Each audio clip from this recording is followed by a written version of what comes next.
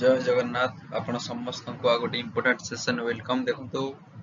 आपण मानकर finally OSA RB रो जो माने मेरिट लिस्ट रे आस्तेले से मानकर फिजिकल डेट अनाउंस होई सारिछि जो माने से मानकर एडमिट कार्ड डाउनलोड करि नाहंती एबे ही ऑफिशियल वेबसाइट विजिट करी निजर एडमिट कार्ड डाउनलोड करि नियंतु फिजिकल पाई ओके तो आपण मानकर फिजिकल डेट क्लियरली पळि आछि 16 फेब्रुआरी 25 फेब्रुआरी चलिबो हैला कि तो विभिन्न प्रकार बाटालियन रे हबो 16टा बाटालियन रे आपण माने जो बाटालियन फॉर्म पकैथिबे एडमिट कार्ड डाउनलोड हला परे केतबेले रिपोर्टिंग टाइम अछि गेट क्लोजिंग टाइम केतबेले को सब डॉक्यूमेंट नै करी जिवे से सब विषय क्लियरली मेंशन रहिछि आपण मानकर एडमिट कार्ड रे ओके मैं आशा करूछि आपण माने ऑफिशियल वेबसाइट विजिट कला परे निजर एडमिट कार्ड डाउनलोड कर नेथिबे किछटा इंपोर्टेंट डॉक्यूमेंट आपण मानकु नबक पड़िबो ओएसपी आरबी रो जेमिति कि आपण माने ओरिजिनल आधार कार्ड नै करी जिवे ऑनलाइन एप्लीकेशन फॉर्म टे नै करी जिवे बहुत पिला माने कमेंट करछन सर ऑनलाइन एप्लीकेशन फॉर्म हम पाकर नाही किबा कोनोसी कारणवशतः हजि जाईची देखंतु एबे भी लिंक एक्टिव अछि इंपोर्टेंट लिंक रे जिवे ऑफिशियल वेबसाइट रे एबे भी एप्लीकेशन फॉर्म अवेलेबल रहिछि आपण माने निजर जन्म तारीख रजिस्टर्ड फोन नंबर माध्यम रे मध्य एप्लीकेशन फॉर्म टी को डाउनलोड करि परिबे क्लियर एप्लीकेशन फॉर्म दरकार ओरिजिनल आधार कार्ड दरकार ओरिजिनल कास्ट सर्टिफिकेट दरकार जदि आपण माने एससी एसटी किबा एससीबीसी कैटेगरी रो होइथांती हां एटा अपडेटेड कास्ट सर्टिफिकेट दरकार आपण माने जानिथिबे एससी एसटी रो वैलिडिटी अनलिमिटेड सेबेला एससीबीसी रो वैलिडिटी 2 ईयर रहउची ओके तो आउ कोन नै करि जिवे ना original 10th certificate 10th certificate original नै करि जिवे दीटा recent colour passport size photograph नै करि जिवे आ ये फोटोग्राफ आपण माने अप्लाई कला बेले जो फोटोग्राफ देइथिले अपलोड करिथिले सेही फोटोग्राफ होइतिबा दरकार क्लियर आउ कोन आपण माने नै करि जिवे जदि आपण माने एक सर्विसमैन हला कि आपण माने जदि एक सर्विसमैन ताहाले आपण मानकु गोटे एनएससी सबमिट करियो पड़िबो लागि तापरे जदि आपण माने स्पोर्ट्स कैटेगरी बिलोंग करंती ताहाले मध्ये आपण माने निजरो स्पोर्ट्स कोन जो सर्टिफिकेट मिलि थाय एनसीसी ताकु मध्ये सबमिट करि परिबे जो पिला माने डिक्लेरेशन फॉर्म ऑनलाइन पाउ नाहंती टेंशन नियो नाही डिक्लेरेशन फॉर्म आपण मानकर पीएमटी हवा पूर्वरु से माने आपण सहित कोन करनेबे ना साइन करनेबे आपण मान पाखु ओके तो ये जो सो डॉक्यूमेंट ओरिजिनल लेकरि जाइथिबे ता सहित आर गोटे गोटे जेरॉक्स कॉपी मध्ये नेकरि जाइथिबे बहुत काम रे आसीबो क्लियर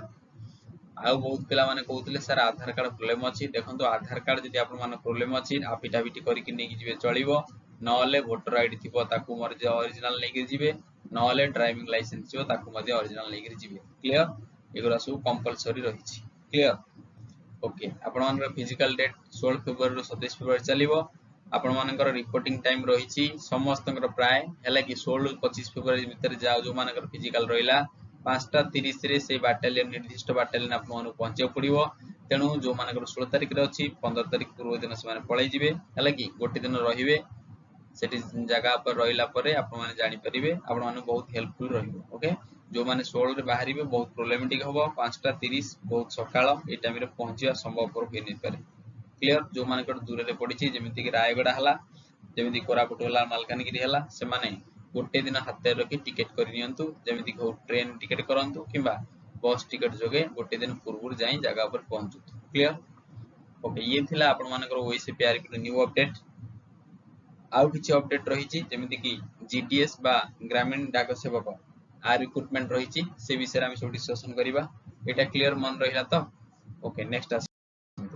आपण मानकर जीडीएस वैकेंसी आसी देखो टोटल नंबर वैकेंसी पाखा कि 21413 नंबर वैकेंसी गोटे बहुत भलो वैकेंसी आसी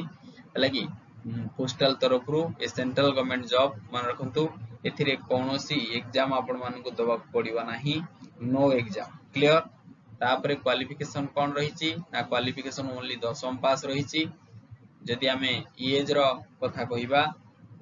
एज ता आपण मानकर 18 रु 40 वर्ष जाक रहिथिबो जदि आपण माने एससी किबा एसटी बिलोंग करूचंती ताले 5 वर्ष रे एज रिलेक्शन आपण मानकु मिलिबो जदि अदर बैकवर्ड क्लासेस बा ओबीसी कैटेगरी बिलोंग करूचंती 3 वर्ष एज रिलेक्शन मिलिबो जदि आपण पीडब्ल्यूडी कैंडिडेट ताले आपण मानकु 10 वर्ष रे एज रिलेक्शन मिलिबो जदि आपण पीडब्ल्यूडी कैंडिडेट विथ ओबीसी ताले आपण मानकु 13 वर्ष रो एज रिलेक्शन मिलिबो बुझा पडिला एबे सबुटी इंपोर्टेंट ऑनलाइन एप्लीकेशन आपण माने केबेठु रजिस्ट्रेशन बा सबमिशन करि परिबे मन रखु 10 फेब्रुआरी एटा चललानी लास्ट डेट रही 3 मार्च है कि 3 मार्च 2025 सुधा आपण मानकू रजिस्ट्रेशन एवं सबमिशन एप्लिकेशन सबमिट करने को पड़ो। क्लियर आपण माने सबमिट कला परे 6 मार्च है कि 6 मार्च 2025 रु 8 मार्च 2025 मध्य आपण यदि चाहिए निजर एप्लिकेशन में किसी एडिट का करेक्शन करें। बुझा पड़ा एग्जाम भी एथि कौन किसी रही ना से सब विषय आपण माने निजर टाइटल लिखिदे। क्लियर एथि कौन एग्जाम ना ऑफिशियल वेबसाइट विजिट कला परे आपण माने प्रथम रजिस्ट्रेशन करने तापर अप्लाई करने। बुझा पड़ा ये थिला जीटीएस है कि ग्रामीण डाक सेवक। यदि आपण माने सैलरी कथा कहिबे मु आपण टिके कहि दउची देखंतु जीटीएस रे दीटा आसुची गोटे तो आसुची बीपीएम है कि बीपीएम बा ब्रांच पोस्ट मास्टर आ गोटे होची कोन ना एबीपीएम है कि एबीपीएम। तो बीपीएम रो सैलरी पाखापाखि 12,000 रु 29,000 भलिया रहउची। 12,000 रु आपण माने पाई परिबे केते जाय से सैलरी दबो ना 29,380 भलिया पैसा दबो टंका दबो। तापर जो माने एबीपीएम तांकर सैलरी 10k बा 10,000 रु पाखापाखि 24,470 रहइबो। मार्क बेसिस रे आपण मानकर सिलेक्शन हबो हैले कि एटा प्योर मार्क बेसिस सिलेक्शन एट कोनोस एग्जाम नाही। तो ये केमति लागला आपण माने कमेंट करी कहिबे। जो माने नुआ अछन चैनल सब्सक्राइब कर देबे, वीडियो को लाइक कर देबे। Thank you so much. जय Jagannath. God bless you all.